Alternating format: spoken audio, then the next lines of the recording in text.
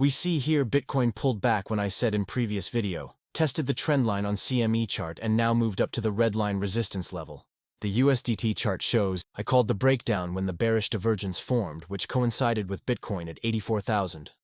It then broke down, forming a bear flag and putting Bitcoin up to new highs at 112,000. I then mentioned a possible hidden bearish continuation signal and a break of the flag.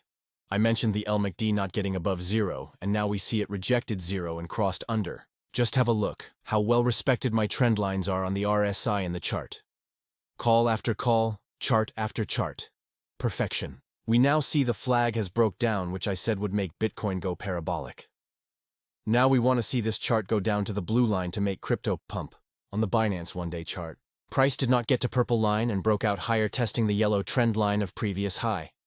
A small pullback could happen here to around this price area shown.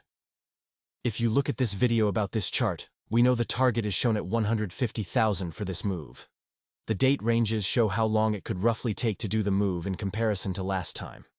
This would make it at this date when Bitcoin gets to 150,000 and touches the red trend line. We see the 3-day chart held the trend line and broke up in price. On the RSI, we see what happens when it gets above my orange line. Like the last 2 times, price goes up on the chart when it gets above the orange line. I have shown on several videos my black swan and buy-sell alert indicator.